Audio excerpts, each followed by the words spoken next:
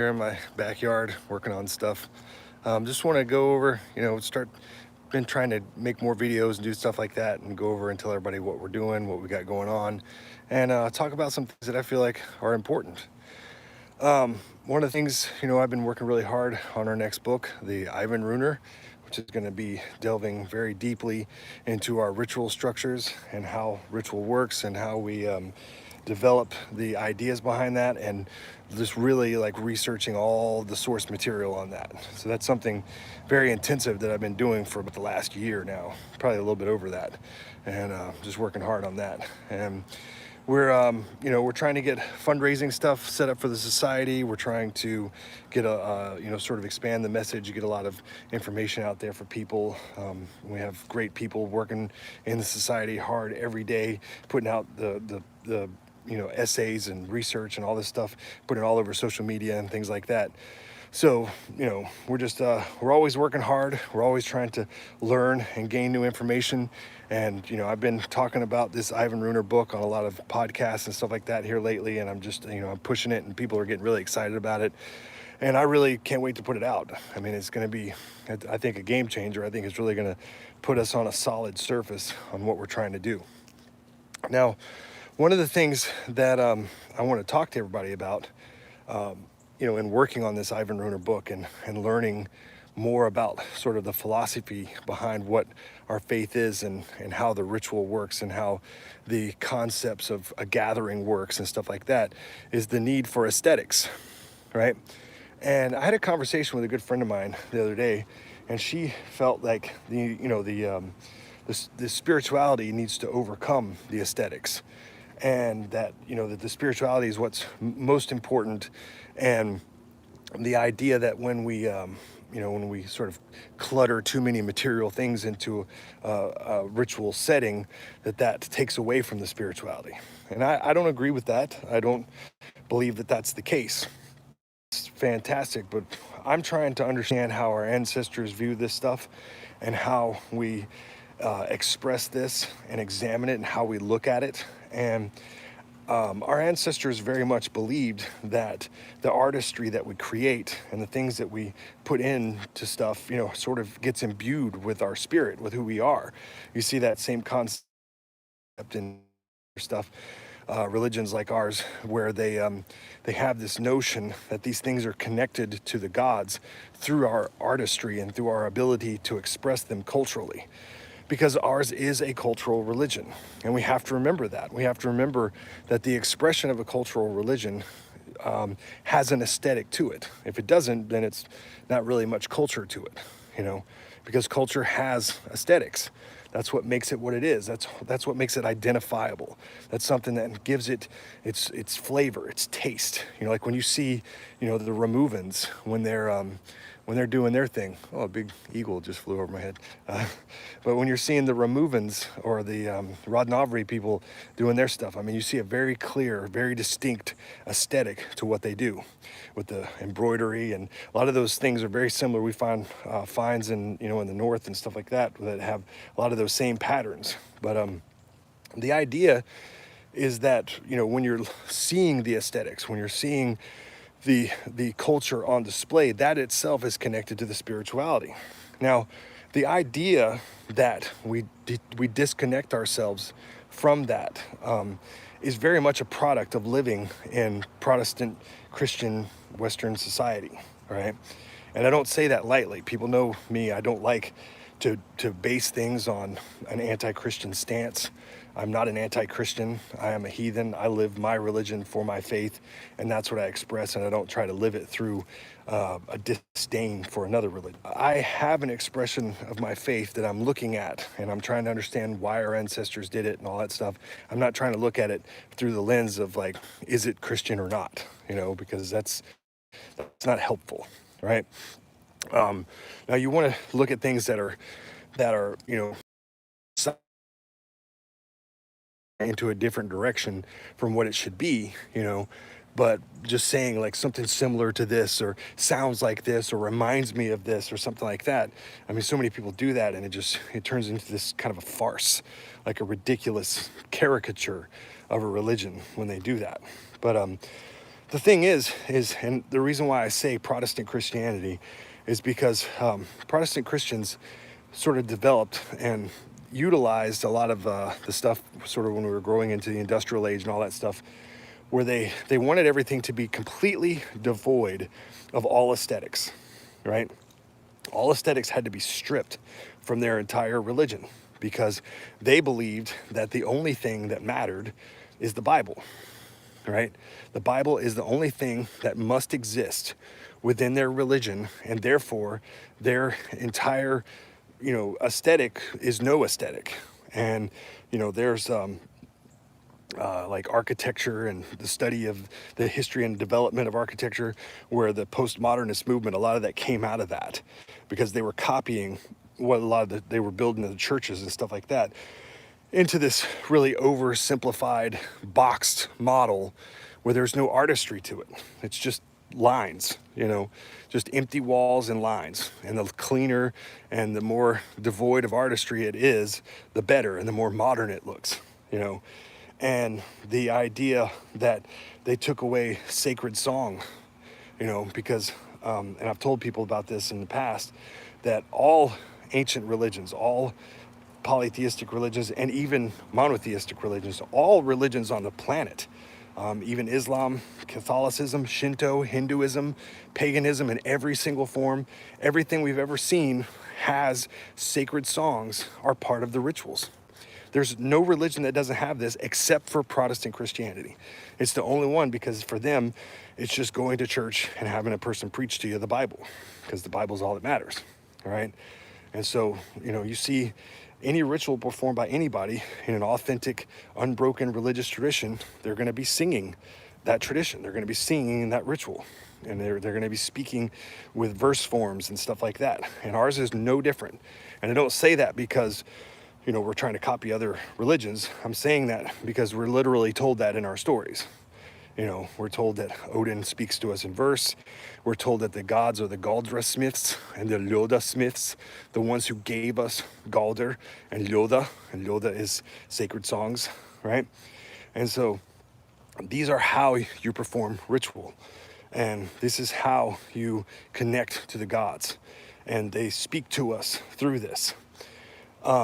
The idea of, like, when you're starting to try to discern when the conversions were taking place, like there were different poetic forms that were developing that became solely Christian. Rhyme is considered a solely Christian concept in the North. They used alliteration. Alliteration was the polytheistic form, and rhyme became the Christian form. And they had their own like meter forms and stuff they used and developed later on. But the Ljodahatter meter and the Galdralag meter were the sacred forms, right? And so, yeah, Kyle mentions that Tacitus tells us that they told their lore and with using these songs. They sung their lore, their stories, right? And so the idea is that we have artistry, we have aesthetics, we have things that make our religion cultural. And so you have to ask yourself, whenever you're doing anything, right? Like, first off, you want to know, why am I doing it? And then you want to know, why don't I do it, right? If somebody says, well, we shouldn't do this, or we should do it this way, ask why in either situation. And so if you have somebody that's saying, well, we're not going to dress up, we're not going to wear a specific type of clothing because of this, that, and the other, okay, you ask why. Like, why is the reason behind that?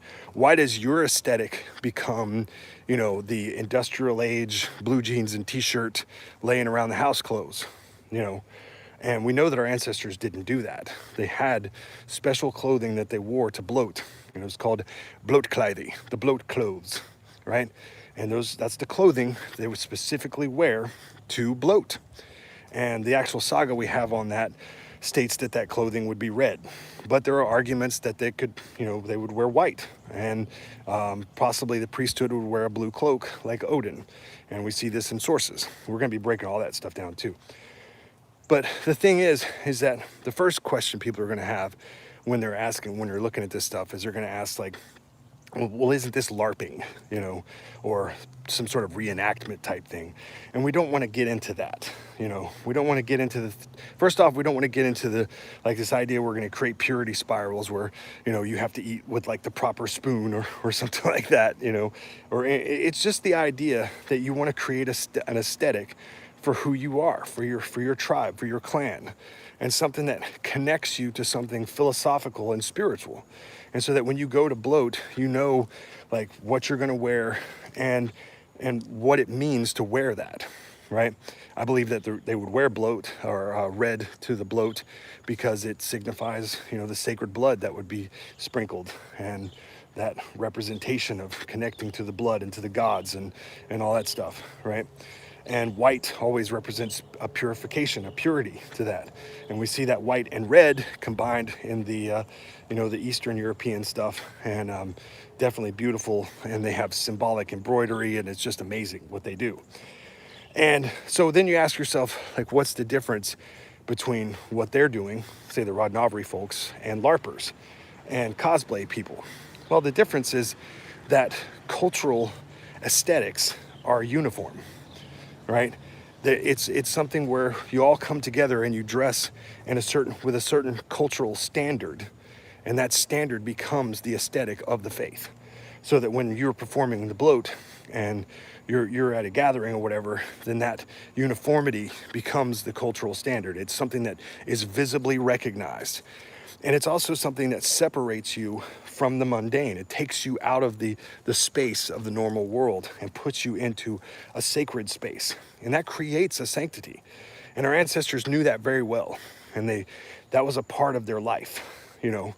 And so I'm not saying, you know, dress like they dressed in the 10th century or anything like that. I'm saying just find an aesthetic. Find something that you agree upon, even if it's just a color, right? We're all going to wear this color when we go here.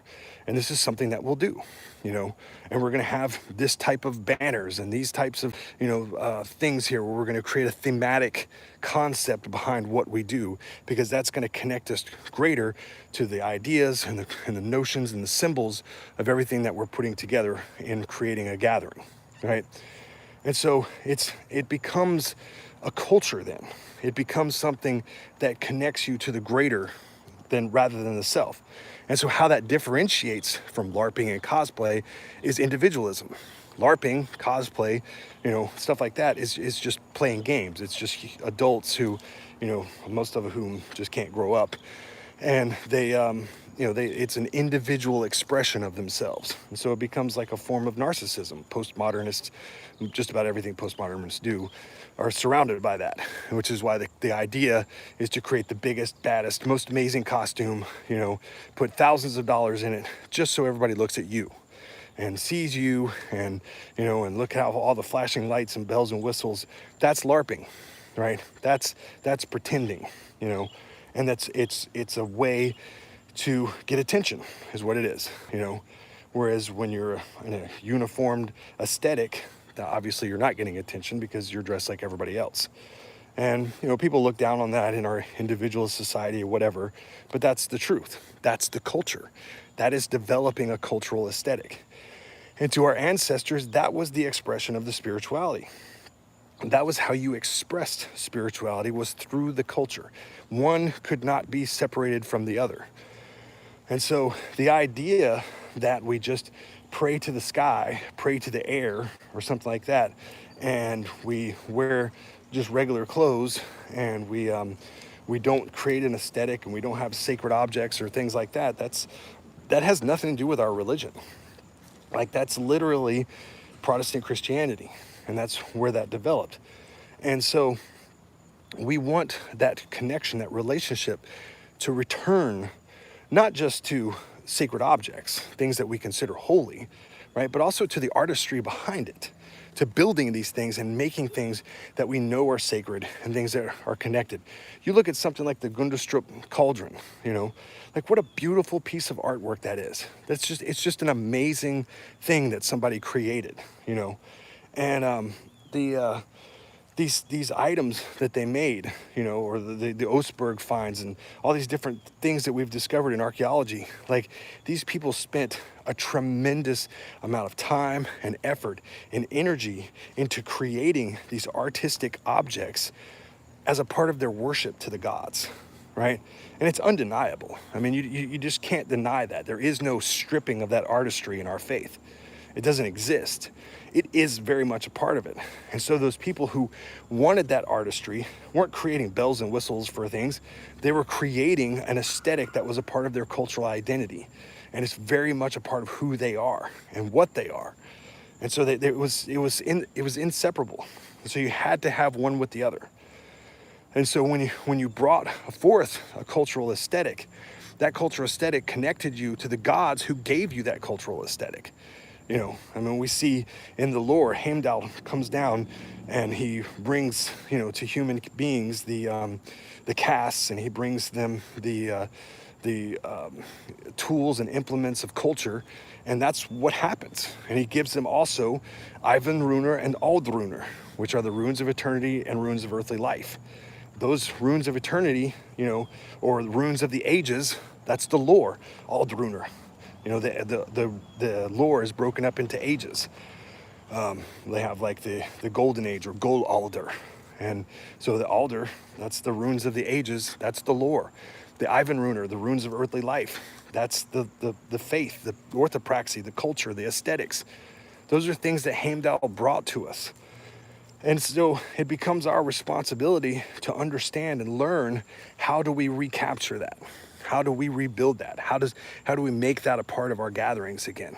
You know, and like I said, I don't think that it's necessarily, because we've looked at, you know, embroidered shirts and clothing and all kinds of different things just all over the place. And I think that our movement is still very young in that sense, because we can't just pop out things like that and have a gathering with 100 people, everybody's wearing the same stuff.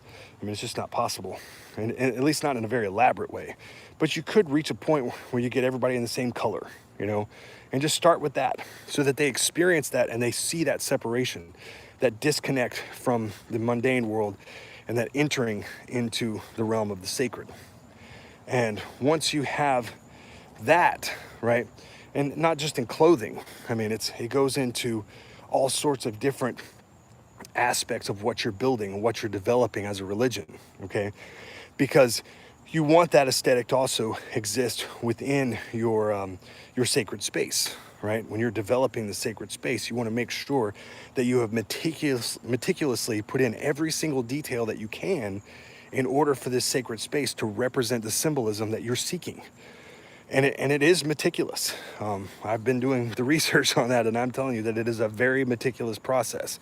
And it represents cosmology, and it represents theology, and it represents so many different layers of symbolism and stuff like that connects you to the ancestors, to the dead, to the gods, reaching across the other worlds, laying out sacred symbols and things like that creates this relationship. You know, and it's very much a relationship to the divine and to the dead, and it becomes a part of who we are. And so this idea that we have like a sort of uniformity to it and all that, I think is simply a mode of respect. It's a mode of respect for when we're entering this space. We want to make sure that not only we ourselves as individuals look good and represent ourselves well and stand before the gods who are the highest of beings, you know, and that we show them our respect and our reverence. But also as a group, we're doing that. Socially, we're doing that. And we're connecting to them as that. And we represent ourselves as a whole. We're when the, you know, like, I mean, and you can see the difference. You can see the difference, like when you just watch any video on the Rodnavari folks, right? Because I just think that their aesthetics are just amazing, like top notch, you know? And when you see them doing what they're doing, you can feel the difference. You can feel the power in that. You can feel the culture in it, you know? And that's the relationship. That's the bond between each other and between the divine. And it becomes something that's important, you know, it's very important. And like I said, you start with a color, so you have like the overall symbolism, but then later on, as you're working, you're building tribes, and we're getting clans together, and we're having bigger gatherings, and we have more talented people come in who are willing to donate time and effort and energy and all that stuff and money, then we can start to look at like how we can develop our own traditions involving like embroidery and things like that, which they have a very, very complex structure to, like with images of goddesses and swastikas and all kinds of different symbolism stuff that represents different things to them, and also connects them to their villages. Their specific villages that they live in have like specific embroidered symbols. Those are definitely things that we want to explore. So it becomes like multi-tiered, and it connects us to different things, to the gods, to the ancestors, to our village, to our folk, to our heritage, to our past, to our present, to our future, And so that becomes the cornerstone of the expression of the entire religion, and building that aesthetic so that we have that relationship with the divine and with those around us. So that's what I'm saying, and I think that the biggest thing for me, and in the research that we're doing and the understanding of the research, is recognizing that this is a system, right? And it's only a system, or it's only a religion when it's a system. And it's only a system when it's a religion. And we see the system. It's there. It just took us a long time to put all the puzzle pieces together, and see where each one fit, But as we continue to read and understand and make these connections, we now see that there is a very, very complete system within this. And that's why, we debate a lot of people on this stuff, because we're very passionate about it, because this is the religion, it is the system itself. And researching that system and understanding as a holistic structure is what makes it powerful and spiritual and connects us to so many different things. And so that's why we do what we do. And that's why we will continue doing what we do, And we know that this is timeless. I mean, people can say what they want to about our work, or what they like or what they don't like, and go after details they disapprove of or whatever. But it's like, this research is timeless because it comes to us from the ancestors, It speaks to us from the ancients. So I was just asked to speak on judgment, all right? And I can do that. We'll break away from aesthetics for a minute. It's no problem. So, and that also goes back to the idea of being anti-Christian, okay? People think that if you're not a Christian or not Abrahamic, then you should be opposed to anything that may seem like it's possibly that, connected to that in any way, shape, or form, okay? And there's a litmus, there's a test that you can use to discern that for yourself. And I like giving people litmuses, a true north for your compass. That way you're not listening to me, you're listening to your litmus, right? You're listening to what the standard is rather than what a person is telling you. And that's going to help steer you on your course every time. And so the litmus for stuff like this is when someone says, there's no judgment, or there's no final judgment, there's no Ragnarok, there's no this, that, and the other, it's all Christian, blah, blah, blah.